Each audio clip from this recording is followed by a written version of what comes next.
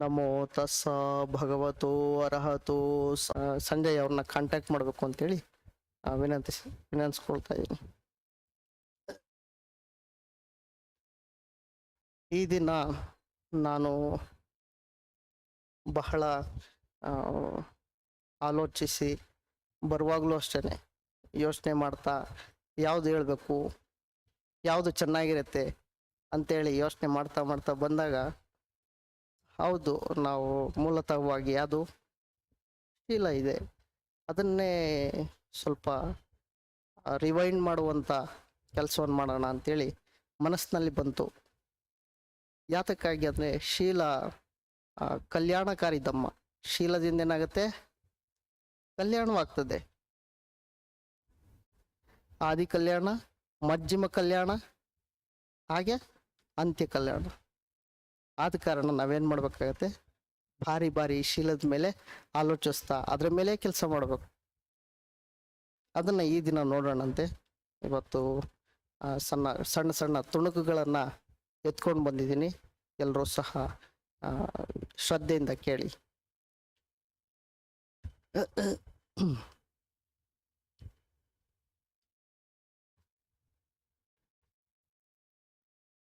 ಭಗವಾನರು ಪಾಟಲಿ ಗ್ರಾಮದ ಉಪಾಸಕರನ್ನು ಕುರಿತು ಹೀಗೆಂದರು: ಗೃಹಪತಿಗಳೇ, ಶೀಲವನ್ನು ಪಾಲಿಸದವರ 5 ನಷ್ಟಗಳನ್ನು ಅನುಭವಿಸುತ್ತಾರೆ. ಈ 5 ಯಾವುವು? ಗೃಹಪತಿಗಳೇ, ಶೀಲವನ್ನು ಪಾಲಿಸದ ದುಶ್ಶೀಲನು ಎಚ್ಚರಿಕೆ ತಪ್ಪಿದವನಾಗುವುದರಿಂದ ಮಹತ್ವದ ಭೋಗದಿಂದ ವಂಚಿತನಾಗುತ್ತಾನೆ. ಇದು ಇಂಥವನು ಅನುಭವಿಸಿದ ಮೊದಲನೆಯ ನಷ್ಟ. ಮತ್ತೆ ಗೃಹಪತಿಗಳೇ, ಶೀಲವನ್ನು ಪಾಲಿಸದ ದುಶ್ಶೀಲನು ಪಾಪಿ ಎಂಬ ದುಷ್ಕೀರ್ತಿಗೆ ಒಳಗಾಗುತ್ತಾನೆ. ಇದು ಶೀಲವನ್ನು ಪಾಲಿಸದ ದುಶ್ಶೀಲನು ಅನುಭವಿಸುವ ಎರಡನೆಯ ನಷ್ಟ. ಪುನಃ ಗೃಹಪತಿಗಳೇ, ಶೀಲವನ್ನು ಪಾಲಿಸದ ದುಶ್ಶೀಲನು ಯಾವುದಾದರೂ ಸಮೂಹಕ್ಕೆ ಹೋದಾಗ, ಅಂದರೆ ಕ್ಷತ್ರಿಯ ಸಮೂಹವನ್ನಾಗಲಿ, ಬ್ರಾಹ್ಮಣ ಸಮೂಹವನ್ನಾಗಲಿ, ಗೃಹಪತಿಗಳ ಸಮೂಹವನ್ನಾಗಲಿ, ಸಮಣರ ಸಮೂಹವನ್ನಾಗಲಿ ಸೇರಿದಾಗ ಮಂಕು ಹಿಡಿದವನಂತೆ, ತಿಳುವಳಿಕೆ ಇಲ್ಲದವನಂತೆ ವರ್ತಿಸುತ್ತಾನೆ. ಇದು ದುಶ್ಶೀಲನು ಅನುಭವಿಸುವ ಮೂರನೆಯ ನಷ್ಟ. ಪುನಃ ಗೃಹಪತಿಗಳೇ, ಶೀಲವನ್ನು ಪಾಲಿಸದ ದುಶ್ಶೀಲನು ಸಾಯುವಾಗ ಕಾತುರತೆ ಕಳವಳಗಳಿಂದ ಕೂಡಿರುತ್ತಾನೆ. ಇದು ಇಂಥ ದುಶ್ಶೀಲನು ಅನುಭವಿಸುವ 4ನೆಯ ಹಾನಿ. ಗೃಹಪತಿಗಳೇ, ಶೀಲವನ್ನು ಹಾಳು ಮಾಡಿಕೊಂಡಿರುವ ದುಶ್ಶೀಲನು ಕಾಯದಿಂದ ಬೇರೆಯಾಗಿ ಮರಣಾನಂತರ ಅಪಾಯ, ದುರ್ಗತಿ, ವಿನಿಪಾತ ಮತ್ತು ನಿರಯವೆಂಬ ಲೋಕಗಳಲ್ಲಿ ಒಂದರಲ್ಲಿ ಹುಟ್ಟುತ್ತಾನೆ. ಇದು ದುಶ್ಶೀಲನಾದವನಿಗೆ ಆಗುವ 5ನೆಯ ಹಾನಿ. ಗೃಹಪತಿಗಳೇ, ಶೀಲವನ್ನು ಪಾಲಿಸದ ದುಶ್ಶೀಲನಾದವನಿಗೆ ಆಗುವ 5 ಹಾನಿಗಳು. ಶೀಲವನ್ನು ಪಾಲಿಸುವವರು ಗೃಹಪತಿಗಳೇ 5 ಬಗೆಯ ಲಾಭಗಳನ್ನು ಪಡೆಯುತ್ತಾರೆ. ಆ 5 ಯಾವುವು? ಶೀಲ ಸಂಪನ್ನನಾದವನು ಎಚ್ಚರಿಕೆಯಿಂದಿರುವವನಾಗಿ ಮಹತ್ವದ ಭೋಗವನ್ನನುಭವಿಸುತ್ತಾನೆ. ಇದು ಶೀಲವಂತನು ಪಡೆಯುವ ಮೊದಲನೆಯ ಲಾಭ. ಮತ್ತೆ ಗೃಹಪತಿಗಳೇ, ಶೀಲವಂತನು ಸತ್ಕೀರ್ತಿಯನ್ನು ಪಡೆಯುತ್ತಾನೆ. ಇದು ಶೀಲವಂತನ 2ನೆಯ ಲಾಭ. ಮತ್ತೆ ಗೃಹಪತಿಗಳೇ, ಶೀಲವಂತನಾದವನು ಕ್ಷತ್ರಿಯರು, ಬ್ರಾಹ್ಮಣರು, ಗೃಹಪತಿಗಳು, ಸಮಣರು ಮುಂತಾದ ಗಣ್ಯರ ಸಮೂಹವನ್ನು ಸೇರಿದಾಗ ಯಾವ ರೀತಿಯ ಭಯವೂ ಇಲ್ಲದೆ ಜಾಣನಂತೆ ಪರಿಗಣಿಸಲ್ಪಡುತ್ತಾನೆ. ಶೀಲ ಸಂಪನ್ನನಾದವನು ಪಡೆಯುವ 3ನೆಯ ಲಾಭ ಇದು. ಶೀಲವಂತನಾದವನಿಗೆ ಮರಣದ ಸಮಯದಲ್ಲಿ ಯಾವ ಕಳವಳಗಳೂ ಕಾತುರತೆಗಳು ಇರುವುದಿಲ್ಲ. ಇದು ಶೀಲ ಸಂಪನ್ನನ ಪಡೆಯುವ ನಾಲ್ಕನೆಯ ಲಾಭ. ಗೃಹಪತಿಗಳೇ, ಶೀಲವಂತನಾದವನು ಕಾಯದಿಂದ ಬೇರೆಯಾಗಿ ಮರಣ ಹೊಂದಿದ ಮೇಲೆ ಸುಗತಿಯನ್ನು ಪಡೆಯುತ್ತಾನೆ, ಸ್ವರ್ಗ ಲೋಕದಲ್ಲಿ ಹುಟ್ಟುತ್ತಾನೆ. ಇದು ಶೀಲ ಸಂಪನ್ನನು ಪಡೆಯುವ ಐದನೆಯ ಲಾಭ. ಭಗವಾನರು ಪಾಟಲಿ ಗ್ರಾಮದ ಉಪಾಸಕರಿಗೆ ಈ ರೀತಿ ಧಮ್ಮವನ್ನು ವಿವರಿಸಿ ಅವರನ್ನು ಸ್ಫೂರ್ತಿಗೊಳಿಸಿ ಉತ್ತೇಜನಗೊಳಿಸಿ ಸಂತೋಷಗೊಳಿಸಿ ಉತ್ಸಾಹಗೊಳಿಸಿದರು. ಆಗ ರಾತ್ರಿ ಬಹಳ ಹೊತ್ತಾಗಿತ್ತು. ಗೃಹಪತಿಗಳೇ, ರಾತ್ರಿ ಬಹಳ ಹೊತ್ತಾಗಿದೆ, ನೀವು ನಿಮಗೆ ಉಚಿತವಾಗಿ ತೋರಿದಂತೆ ಮಾಡಬಹುದು. ಇದನ್ನು ಕೇಳಿ ಅವರು ಹೀಗೆ ಹೇಳಿದರು, ಹಾಗೆಯೇ ಆಗಲಿ ಬಂತೆ ಎಂದು ಪಾಟಲಿಪುತ್ರ ಗ್ರಾಮದ ಉಪಾಸಕರು ಭಗವಾನರಿಗೆ ಉತ್ತರವನ್ನಿತ್ತು ಆಸನದಿಂದ ಎದ್ದು ಭಗವಾನರಿಗೆ ಅಭಿವಂದಿಸಿ ಪ್ರದಕ್ಷಿಣೆಯನ್ನು ಮಾಡಿ ಅಲ್ಲಿಂದ ಹೊರಟು ಹೋದರು. ಸ್ವಲ್ಪ ಹೊತ್ತಾದ ಮೇಲೆ ಭಗವಾನರು ಪಾಟಲಿ ಗ್ರಾಮದ ಉಪಾಸಕರು ಅವರಿಗಾಗಿ ಕಟ್ಟಿಕೊಟ್ಟಿದ್ದ ಕುಟೀರಕ್ಕೆ ಹೋದರು. ಇಲ್ಲಿ ಒಂದು ಸಣ್ಣ ತುಣುಕೇನು ಹೇಳ್ತದೆ, ಶೀಲವನ್ನ ಐದು ಪ್ರಕಾರದ ಲಾಭಗಳು 5 ಪ್ರಕಾರದ ನಷ್ಟಗಳನ್ನು ಹೇಳ್ತದೆ. ಇದಕ್ಕೆ ನಾನು ಸ್ವಲ್ಪ ಪೂರಕವಾಗಿ ಒಂದು ಕಥೆಯನ್ನು ಹೇಳೋದಕ್ಕೆ ಇಷ್ಟಪಡ್ತೀನಿ. ಏನಿದು ಕತೆ? ಮೊದಲು ಒಂದು ಕಾಲದಲ್ಲಿ ಋಷಿಗಳಿದ್ರು. ಯಾವಾಗ ಒಂದು ಕಾಲದಲ್ಲಿ ಬೋಧಿಸತ್ರು ಋಷಿಯಾಗಿ ಹುಟ್ಟಿರ್ತಾರೆ.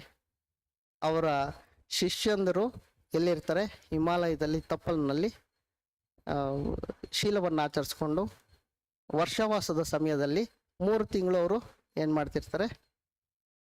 ಆ ಜಾಗದಲ್ಲಿ ಒಂದು ಜಾಗದಲ್ಲಿ ಶೀಲಾಚರಣೆಯನ್ನು ಮಾಡ್ತಾ ಕೂತ್ಕೊಂಡಿರ್ತಾರೆ.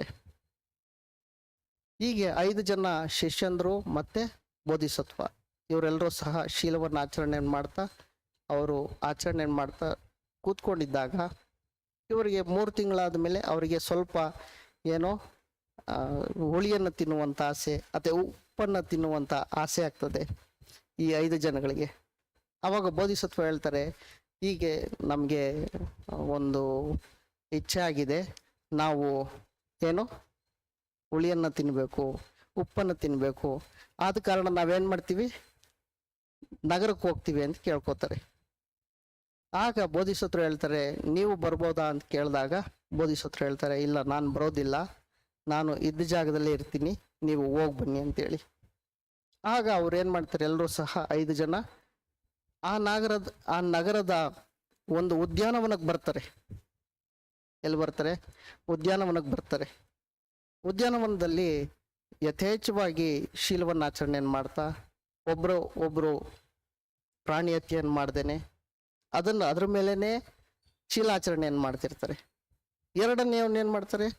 ಅವರು ಅದಿನ್ನ ದಾನವನ್ನು ಆಚರಣೆಯನ್ನು ಮಾಡ್ತಿರ್ತಾರೆ, ಅದ್ರ ಮೇಲೆ ಗಮನವನ್ನು ಕೊಡ್ತಿರ್ತಾರೆ. 3ನೇವ್ರೇನೋ ಕಾಮೇಶು ಮಿಚ್ಚಾಚಾರವನ್ನು ಮಾಡ್ದೇನೆ ಅದ್ರ ಮೇಲೆ ಆಚರಣೆಯನ್ನು ಮಾಡ್ತಿರ್ತಾರೆ.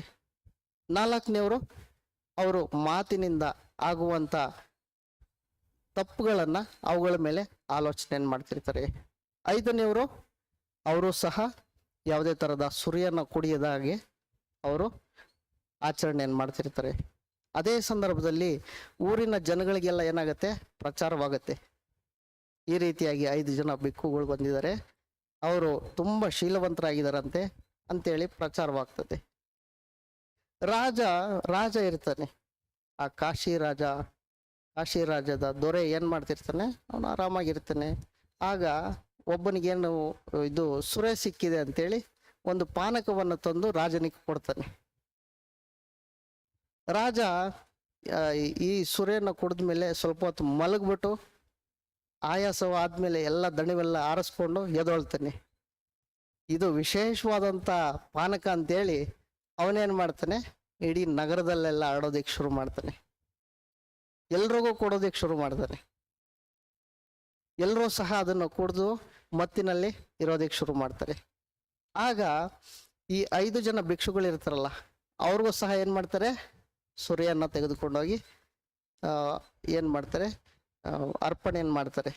ಬಂತೇಜಿಗಳೇ ಹೀಗೆ ತೆಗೆದುಕೊಳ್ಳಿ ಸೂರ್ಯನ, ನೀವು ಸಹ ಇದು ತುಂಬ ಅದ್ಭುತವಾದಂಥ ಪಾನೀಯ ಅಂತೇಳಿ.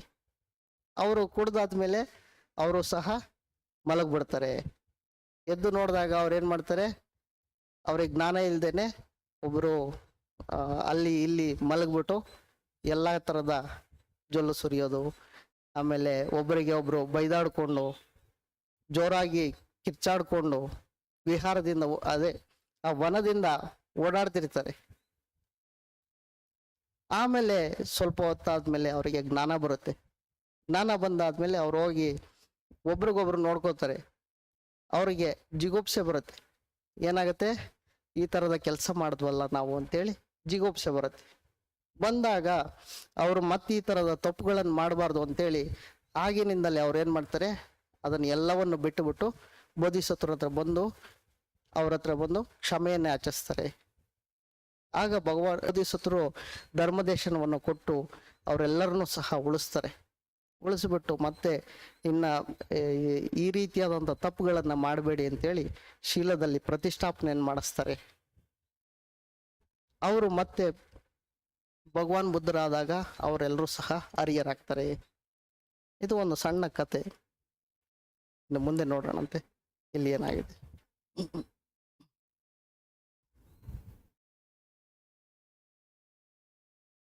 ಈಗ ನಿಮಗೆಲ್ಲ ಗೊತ್ತಾಗಿರ್ಬೋದಲ್ಲ, ಏನು ಶೀಲದ ಪ್ರಭಾವ ಯಾಕೆ ತಪ್ಪಾಗತ್ತೆ ಅನ್ನೋದು ಒಂದು ಸಣ್ಣ ತುಣುಕನ್ನು ನಾನು ನಿಮಗೆ ಕೊಟ್ಟಿದ್ದೇನೆ. ನಂತರ ಮುಂದೆ ನೋಡೋಣ. ಆ ಸಮಯದಲ್ಲಿ ಮಗಧದ ಮಹಾಮಾತ್ಯರಾದ ಸುನೀಧ ಮತ್ತು ವೆಸ್ಸಕಾರರು ವಜ್ಜಿಗಳು ನಗರವನ್ನು ಪ್ರವೇಶಿಸಿದಂತೆ ಪಾಟಲಿ ಗ್ರಾಮದ ನಗರವನ್ನು ಮಾಡುತ್ತಿದ್ದರು. ಆಗ ಪಾಟಲಿ ಗ್ರಾಮದ ಪ್ರದೇಶದಲ್ಲಿ ಅನೇಕ ಸಾವಿರ ದೇವತೆಗಳು ತುಂಬಿಕೊಂಡಿದ್ದರು. ಯಾವ ಪ್ರದೇಶದಲ್ಲಿ ಅಂಥ ಮಹಾಶಕ್ತರಾದ ದೇವತೆಗಳು ತುಂಬಿರುತ್ತಿದ್ದರೋ ಈ ನಿವೇಶನದಲ್ಲಿ ಕಟ್ಟಡವನ್ನು ಕಟ್ಟಿಸುವಂತೆ ಮಹಾಶಕ್ತರಾದ ರಾಜನು ಮತ್ತು ರಾಜನ ಮಹಾಮಾತ್ಯರ ಚಿತ್ತಗಳನ್ನು ತಿರುಗಿಸುತ್ತಿದ್ದರು. ಯಾವ ಪ್ರದೇಶದಲ್ಲಿ ಮಧ್ಯಮ ಪ್ರಮಾಣದ ಶಕ್ತಿಯನ್ನು ಹೊಂದಿರುತ್ತಿದ್ದರು ದೇವತೆಗಳು ತುಂಬಿರುತ್ತಿದ್ದರು, ಅವರ ಮಹಾಮಾತ್ಯರ ಚಿತ್ತವನ್ನು ತಿರುಗಿಸುತ್ತಿದ್ದರು. ಯಾವ ಪ್ರದೇಶದಲ್ಲಿ ನೀಚ ದೇವತೆಗಳು ತುಂಬಿರುತ್ತಿದ್ದರೋ ಆ ನಿವೇಶನದಲ್ಲಿ ಕಟ್ಟಡಗಳನ್ನು ಕಟ್ಟುವಂತೆ ನೀಚರಾಜರ ಮತ್ತು ಮಹಾಮಾತ್ಯರ ಚಿತ್ತವನ್ನು ತಿರುಗಿಸುತ್ತಿದ್ದರು. ಭಗವಾನರು ತಮ್ಮ ಪರಿಶುದ್ಧವಾದ ಸಾಧಾರಣ ಮನುಷ್ಯರಿಗೆ ಸಾಧ್ಯವಲ್ಲದ ದಿವ್ಯ ಚಕ್ಷುಗಳಿಂದ ಪಾಟಲಿ ಗ್ರಾಮದ ಪ್ರದೇಶದಲ್ಲಿ ಸಹಸ್ರಾರು ಸಂಖ್ಯೆಯ ದೇವತೆಗಳಿರುವುದನ್ನು ಕಂಡರು. ಭಗವಾನರು ರಾತ್ರಿಯಾದ ಮೇಲೆ ಬಹುಬೇಗನೆ ಎದ್ದು ಆಯುಷ್ಮಂತನಾದ ಆನಂದನನ್ನು ಕರೆದರು. ಪಾಟಲಿ ಗ್ರಾಮವನ್ನು ನಗರವನ್ನು ಮಾಡುತ್ತಿರುವವರು ಯಾರು ಎಂದು ಕೇಳಿದರು. ಬಂತೆ ಸುನೀಧ ಮತ್ತು ವೆಸ್ಸಕಾರ ಮಹಾಮಾತ್ಯರು ವಜ್ಜಿಗಳು ಪ್ರವೇಶಿಸಿದಂತೆ ಪಾಟಲಿ ಗ್ರಾಮವನ್ನು ನಗರವನ್ನಾಗಿ ಮಾಡುತ್ತಿದ್ದಾರೆ. ಆನಂದ ಮಗಧದ ಮಹಾಮಾತ್ಯರಾದ ಸುನೀಧ ಮತ್ತು ವೆಸ್ಸಕಾರರು ತಾವತಿಂಗ್ಸ ದೇವತೆಗಳೊಡನೆ ಸಮಾಲೋಚನೆ ಮಾಡಿದ್ದಾರೋ ಎನ್ನುವಂತೆ ವಜ್ಜಿಗಳು ಪ್ರವೇಶಿಸಿದಂತೆ ಪಾಟಲಿ ಗ್ರಾಮವನ್ನು ನಗರವನ್ನು ಮಾಡುತ್ತಿದ್ದಾರೆ. ಸಾಧಾರಣ ಮನುಷ್ಯರಿಗೆ ಸಾಧ್ಯವಾಗದ ಪರಿಶುದ್ಧವಾದ ದಿವ್ಯ ಚಕ್ಷುಗಳಿಂದ ನಾನು ಪಾಟಲಿ ಗ್ರಾಮದ ಪ್ರದೇಶದಲ್ಲಿ ಸಾವಿರಾರು ಸಂಖ್ಯೆಯಲ್ಲಿ ಸೇರಿರುವ ದೇವತೆಗಳನ್ನು ನೋಡಿದ್ದೇನೆ. ಆನಂದ ಯಾವ ಪ್ರದೇಶದಲ್ಲಿ ಮಹಾಶಕ್ತರಾದ ದೇವತೆಗಳು ತುಂಬಿರುತ್ತಾರೋ ಆ ನಿವೇಶನದಲ್ಲಿ ಕಟ್ಟಡವನ್ನು ಕಟ್ಟುವಂತೆ ಆ ದೇವತೆಗಳು ಮಹಾಶಕ್ತರಾದ ರಾಜರ ಮತ್ತು ರಾಜರ ಮಹಾಮಾತ್ಯರ ಚಿತ್ತವನ್ನು ತಿರುಗಿಸುತ್ತಾರೆ. ಯಾವ ಪ್ರದೇಶದಲ್ಲಿ ಮಧ್ಯಮ ಪ್ರಮಾಣದ ಶಕ್ತಿಯನ್ನು ಹೊಂದಿರುವ ದೇವತೆಗಳು ತುಂಬಿರುತ್ತಾರೋ ಆ ನಿವೇಶನದಲ್ಲಿ ಕಟ್ಟಡಗಳನ್ನು ಕಟ್ಟುವಂತೆ ಆ ದೇವತೆಗಳು ಸಾಧಾರಣ ಮಟ್ಟದ ರಾಜರ ಮತ್ತು ಆ ರಾಜರ ಮಹಾಮಾತ್ಯರ ಚಿತ್ತವನ್ನು ತಿರುಗಿಸುತ್ತಾರೆ. ಯಾವ ಪ್ರದೇಶದಲ್ಲಿ ನೀಚ ದೇವತೆಗಳು ತುಂಬಿರುತ್ತಾರೋ ಆ ನಿವೇಶನದಲ್ಲಿ ಕಟ್ಟಡವನ್ನು ಕಟ್ಟಿಸುವಂತೆ ಆ ದೇವತೆಗಳು ನೀಚರಾದ ಮತ್ತು ಆ ರಾಜರ ಮಹಾಮಾತ್ಯರ ಚಿತ್ತವನ್ನು ತಿರುಗಿಸುತ್ತಾರೆ. ಎಲ್ಲಿಯವರೆಗೆ ಆನಂದ ಆರ್ಯರು ಬರುತ್ತಿರುತ್ತಾರೋ ಅಲ್ಲಿಯವರೆಗೆ, ಎಲ್ಲಿಯವರೆಗೆ ವರ್ತಕರು ಸಂಚರಿಸುತ್ತಿರುತ್ತಾರೋ ಅಲ್ಲಿಯವರೆಗೆ ಈ ಪಾಟಲಿಪುತ್ರವು ಅಗ್ರ ನಗರವಾಗಿಯೇ ಇರುತ್ತದೆ. ನದಿಯ ಹತ್ತಿರವಿರುವ ಈ ಪಾಟಲಿಪುತ್ರಕ್ಕೆ 3 ಅಪಾಯಗಳಿವೆ. ಅವು ಯಾವೆಂದರೆ ಅಗ್ನಿ, ಪ್ರವಾಹ ಮತ್ತು ಅಂತಃಕಲಹ. ಆಗ ಮಗಧದ ಮಹಾಮಾತ್ಯರಾದ ಸುನೀತ ಮತ್ತು ವೆಸ್ಸಕಾರರು ಭಗವಾನರ ಬಳಿಗೆ ಬಂದರು. ಅವರಿಗೆ ಗೌರವ ತೋರಿದರು. ಪ್ರಶ್ನೆಗಳನ್ನು ಮಾಡಿ ಶುಭಾಶಯಗಳನ್ನು ತಿಳಿಸಿ ಒಂದು ಕಡೆ ನಿಂತುಕೊಂಡರು. ಹೀಗೆ ಒಂದು ಕಡೆ ನಿಂತುಕೊಂಡ ಸುನೀತ ಮತ್ತು ವೆಸ್ಸಕಾರ ಅಮಾತ್ಯರು ಭಗವಾನರಿಗೆ ಹೀಗೆಂದರು: ಗೌತಮರು ಭಿಕ್ಷು ಸಂಘದೊಡನೆ ಊಟಕ್ಕೆ ದಯಮಾಡಿಸಬೇಕು. ಮೌನದ ಮೂಲಕ ಭಗವಾನರು ತಮ್ಮ ಒಪ್ಪಿಗೆ ಕೊಟ್ಟರು. ಸುನೀತ ವೆಸ್ಸಕಾರ ಮಗಧದ ಮಹಾಮಾತ್ಯರು ಭಗವಾನರ ಸಮ್ಮತಿಯನ್ನು ತಿಳಿದು ತಮ್ಮ ಆವಾಸಕ್ಕೆ ಬಂದರು. ತಮ್ಮ ಮನೆಗಳಲ್ಲಿ ಶ್ರೇಷ್ಠವಾದ ಭೋಜನವನ್ನು ಭಕ್ಷ್ಯಗಳನ್ನು ಸಿದ್ಧಪಡಿಸಿ ಸಕಾಲದಲ್ಲಿ ಭಗವಾನರ ಬಳಿಗೆ ಬಂದು ಊಟಕ್ಕೆ ಕಾಲವಾಯಿತು ಬಂತೆ ಎಂದು ತಿಳಿಸಿದರು. ಭಗವಾನರು ಪೂರ್ವಾಹ್ನದಲ್ಲಿ ಚೀವರವನ್ನು ಧರಿಸಿ ಪಿಂಡಪಾತ್ರೆಯನ್ನು ತೆಗೆದುಕೊಂಡು ಭಿಕ್ಷು ಸಂಘದ ಸಮೇತ ಮಗಧದ ಮಹಾಮಾತ್ಯರಾದ ಸುನೀತ ವೆಸ್ಸಕಾರರ ಮನೆಗಳಿಗೆ ಹೋದರು. ತಮಗಾಗಿ ಪ್ರತ್ಯೇಕವಾಗಿ ಏರ್ಪಡಿಸಿದ್ದ ಆಸನದ ಮೇಲೆ ಕುಳಿತರು.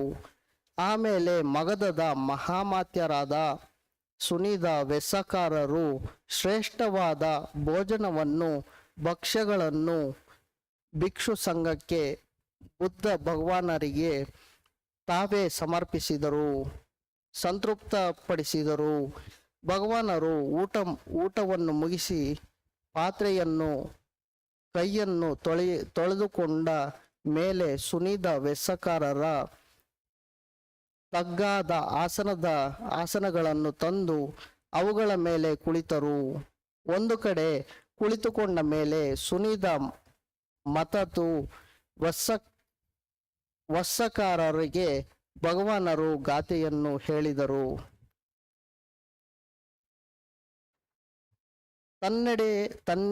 ತನ್ನೆಡೆಯೊಳಗಿರುವ ಶೀಲವನ್ನು ಪಾಲಿಸುವ ಸುಮನ ಹೊಂದಿರುವ ಬ್ರಹ್ಮಚಾರಿಗೆ ಜಾಣನಾದವನು ನೊಲಿಗಿಸಲಿ, ಆಸನವನಗಳನ್ನು ಅರ್ಪಿಸಲಿ, ಅಲ್ಲಿರುವ ದೇವತೆಗಳಿಗೆ ದಾನ ದಕ್ಷಿಣೆಗಳನ್ನು ಪೂಜಿತರಾದವರು, ಸನ್ಮಾನ್ಯರಾದವರು, ಪೂಜಿಸುವವರು, ಮಾನ್ಯ ಮಾಡುವವರು, ದೇವತೆಗಳ ಅನುಕಂಪ ತೋರುವವರು, ಏಕೈಕ ಪುತ್ರನು ಪ್ರೀತಿಸುವ ತಾಯಿಯನ್ನು ಹಾರೈಸುವವರು, ಮಂಗಳ ಸತತ.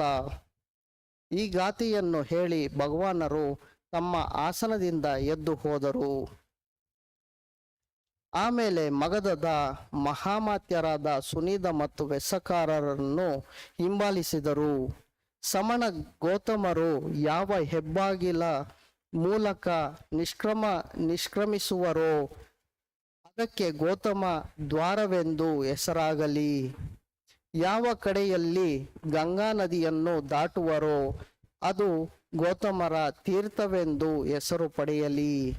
ಆ ದಿನದಿಂದ ಭಗವಾನರು ನಿಷ್ಕ್ರಮಿಸಿದ ಹೆಬ್ಬಾಗಿಲು ಗೌತಮ ದ್ವಾರವೆಂದು ಹೆಸರು ಪಡೆದಿದೆ. ಅನಂತರ ಭಗವಾನರು ಗಂಗಾ ನದಿಯ ದಡಕ್ಕೆ ಬಂದರು. ಆ ಸಮಯದಲ್ಲಿ ಗಂಗಾ ನದಿಯಲ್ಲಿ ದಾಟಲಾರದಷ್ಟು ನೆರೆ ಬಂದಿತ್ತು. ಆಗ ಕೆಲವರು ದೋಣಿಯನ್ನು ಹುಡುಕಲು ಹೊರಟರು. ಕೆಲವರು ದೋಣಿಗೆ ಮರವನ್ನು ತರಲು ಹೊರಟರು. ಮತ್ತೆ ಕೆಲವರು ಹರಿಗೋಲನ್ನು ಕಟ್ಟಲು ಹವಣಿಸಿದರು. ಬಲಶಾಲಿಯಾದವನೊಬ್ಬನು ತನ್ನ ತೋಳುಗಳನ್ನು ಚಾಚುವಷ್ಟು ಶೀಘ್ರ ಕಾಲದಲ್ಲಿ ಅಥವಾ ಚಾಚಿದ ತೋಳನ್ನು ಮಡಿಸಿಕೊಳ್ಳುವಷ್ಟು ಶೀಘ್ರ ಕಾಲದಲ್ಲಿ ಭಗವಾನರು ಬಿಕ್ಕು ಸಂಘದೊಡನೆ ಗಂಗಾ ನದಿಯ ಒಂದು ತೀರದಿಂದ ಮತ್ತೊಂದು ತೀರಕ್ಕೆ ಹೋಗಿ ನಿಂತರು. ನಾವೆಯನ್ನು ಹುಡುಕಲು ಹೊರಟವರನ್ನು ಮರವನ್ನು ತರಲು ಹೊರಟರು. ಹರಿಗೋಲನ್ನು ಕಟ್ಟಲು ಹವಣಿಸುತ್ತಿರುವವರನ್ನು ನೋಡಿದರು. ಅವರ ಉದ್ದೇಶವನ್ನು ತಿಳಿದ ಭಗವಾನರು ಆಗ ಒಂದು ಉದಾನವನ್ನು ಉದ್ಗಾರ ಮಾಡಿದರು.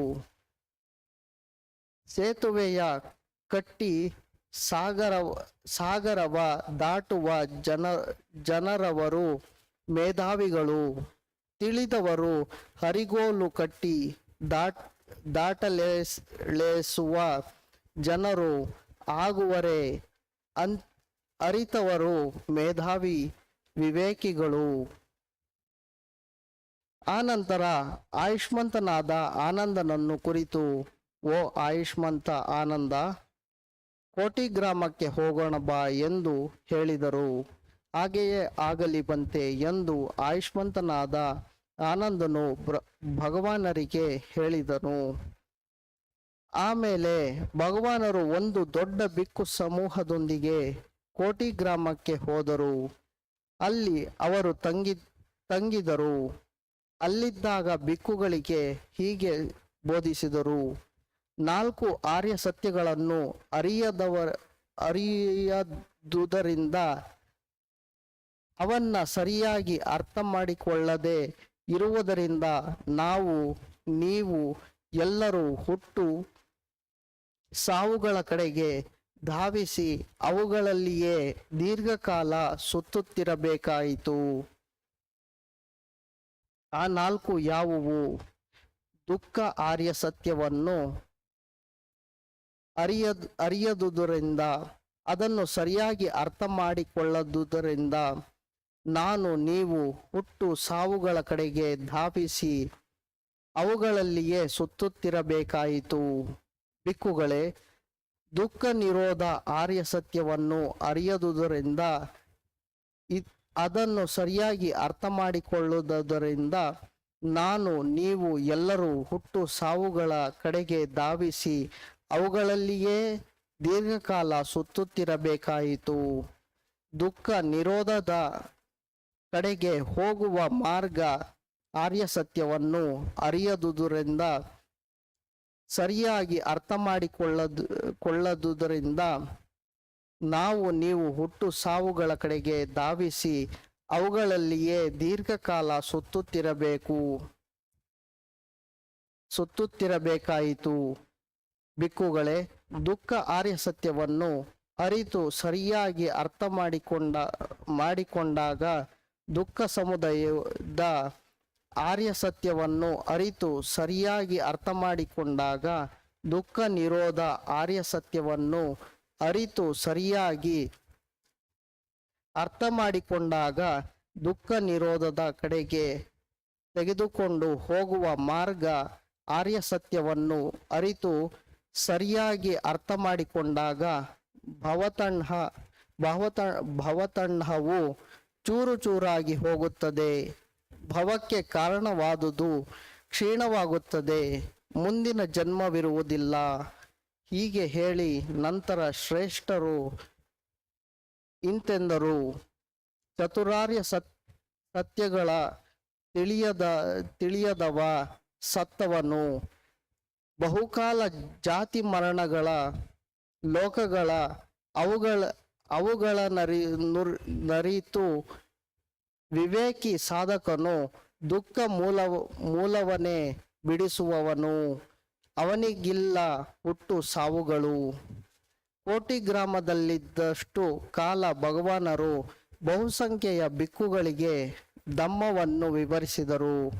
ಇದು ಶೀಲ, ಇದು ಸಮಾಧಿ, ಇವು ಪುಣ್ಯ. ಶೀಲದಿಂದ ಕೂಡಿಸುವ ಸಮಾಧಿಯು ಮಹತ್ಫಲವನ್ನು ಕೊಡುತ್ತದೆ. ಆದುದರಿಂದಾಗಿ ಅದರಿಂದಾಗುವ ಲಾಭವು ಅಧಿಕ. ಸಮಾಧಿಯಿಂದ ಕೂಡಿದ ಪ್ರಜ್ಞೆಯು ಮಹತ್ಫಲವನ್ನು ಕೊಡುತ್ತದೆ. ಆದುದರಿಂದಾಗುವ ಲಾಭವು ಅಧಿಕ. ಪುಣ್ಯವನ್ನು ಪಡೆದಿರುವ ಚಿತ್ತವು 3 ಆಸವಗಳಿಂದ ಮುಕ್ತವಾಗುತ್ತದೆ. ಅವೆಂದರೆ ಕಾಮಾಸವ, ಭವಾಸವ, ಅವಿಜ್ಜಾಸವ. ಕೋಟಿ ಗ್ರಾಮದಲ್ಲಿ ಸಾಕಷ್ಟು ಕಾಲ ನಿಂತ ಮೇಲೆ ಭಗವಾನರು ಆಯುಷ್ಮಂತ ಆನಂದನಿಗೆ ಹೀಗೆ ಹೇಳಿದರು. ಆನಂದ, ನಾತಿಕಕ್ಕೆ ಹೋಗೋಣ ಬಾ, ಹಾಗೆಯೇ ಆಗಲಿ ಬಂತೆ ಎಂದು ಆನಂದರು ಭಗವಾನರಿಗೆ ಹೇಳಿದರು. ಆನಂತರ ಒಂದು ದೊಡ್ಡ ಬಿಕ್ಕು ಸಮೂಹದೊಂದಿಗೆ ಭಗವಾನರ ನಾತಿಕಕ್ಕೆ ಹೋದರು. ಅಲ್ಲಿನ ಗಿಜ್ಜಾ ಸಥದಲ್ಲಿ ತಂಗಿದರು. ಆಗ ಆಯುಷ್ಮಂತನಾದ ಆನಂದರು ಭಗವಾನರಲ್ಲಿಗೆ ಹೋದರು. ಸಮೀಪಿಸಿ ಭಗವಾನರಿಗೆ ಅಭಿವಂದಿಸಿ ಒಂದು ಕಡೆ ಕುಳಿತುಕೊಂಡರು. ಆಮೇಲೆ ಭಗವಾನರನ್ನು ಕುರಿತು ಇಂತೆಂದರು.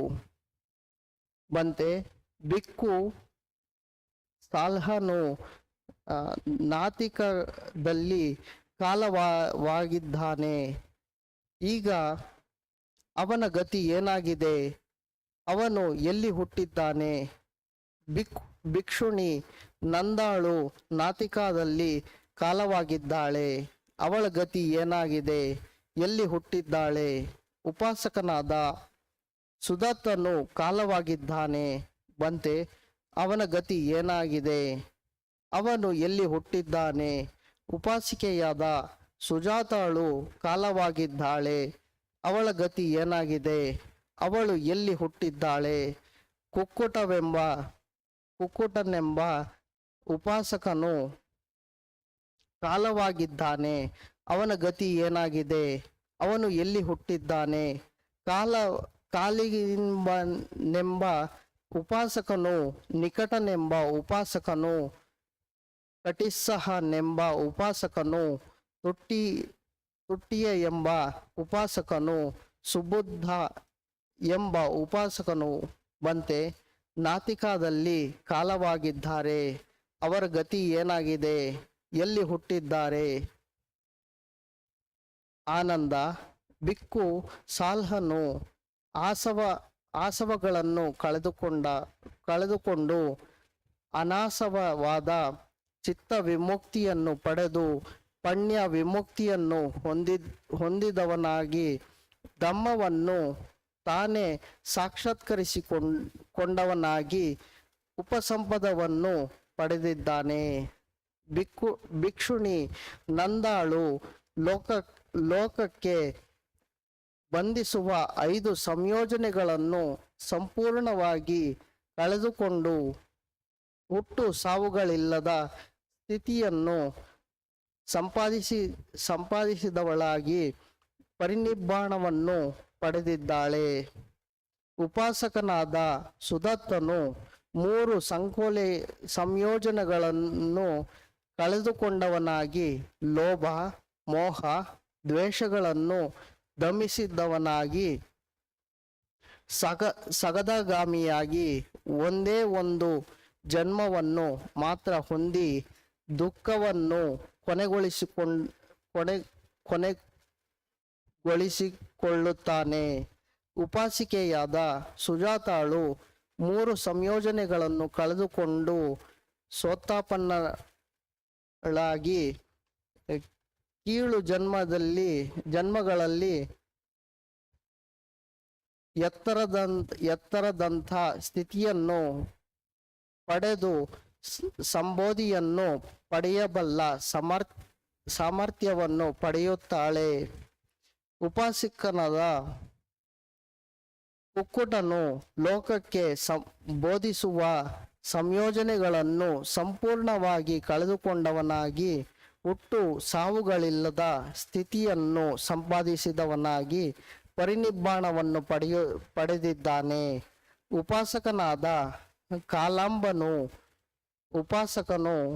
ಉಪಾಸಕ ನಿಕಟನು, ಉಪಾಸಕ ಕಟಿಸಹನು, ಉಪಾಸಕ ತುಟ್ಟಿಯು, ಉಪಾಸಕ ಸಂತುಟ್ಟಿಯು, ಉಪಾಸಕ ಬದ್ಧನು, ಉಪಾಸಕ ಸುಬುದ್ಧನು ಲೋಕಕ್ಕೆ ಬಂಧಿಸುವ 5 ಸಂಯೋಜನೆಗಳನ್ನು ಸಂಪೂರ್ಣವಾಗಿ ಕಳೆದುಕೊಂಡವನಾಗಿ ಹುಟ್ಟು ಸಾವುಗಳಿಲ್ಲದ ಸ್ಥಿತಿಯನ್ನು ಸಂಪಾದಿಸಿದವನಾಗಿ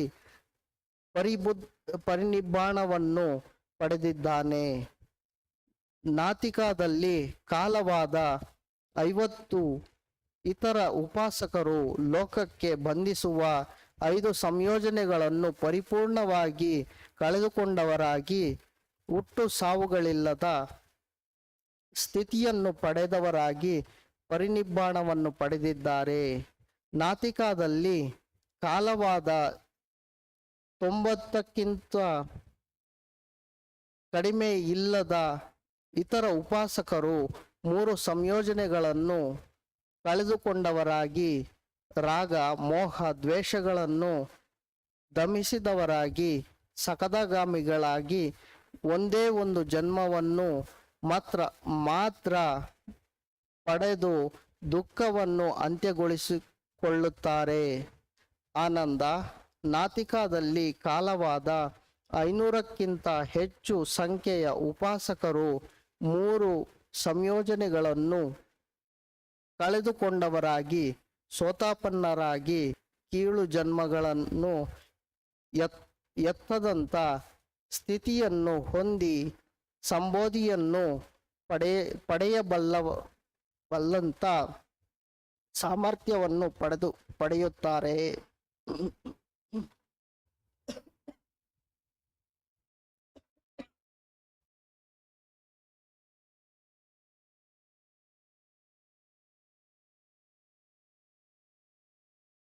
ಇಷ್ಟನ್ನ ಹೇಳ್ತಾ ಈ ಧಮ್ಮ ಪ್ರವಚನವನ್ನ ಇಲ್ಲಿಗೆ ಅಂತ್ಯ ಮಾಡೋದಕ್ಕೆ ನಾನು ಇಷ್ಟಪಡ್ತೀನಿ.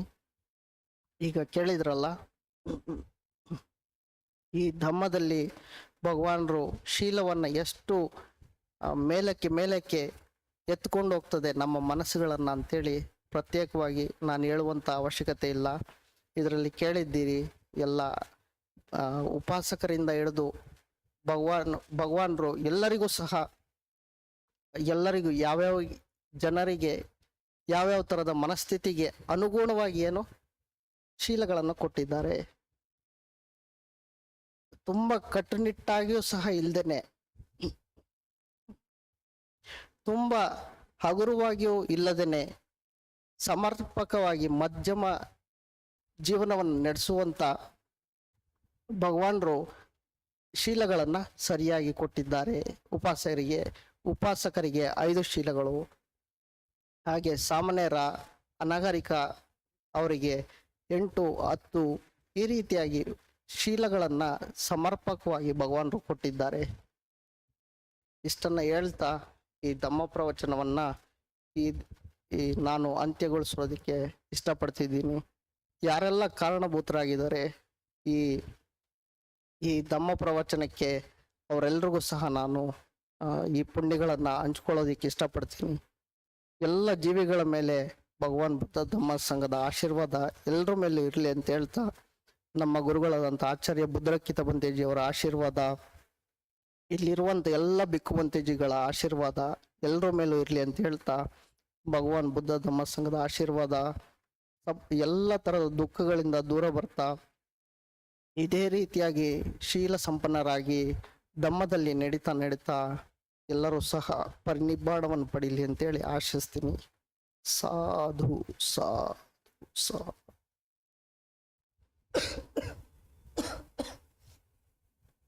ಎಲ್ಲರಿಗೂ ಸಹ ಮಂಗಳ ಮೈತ್ರಿ.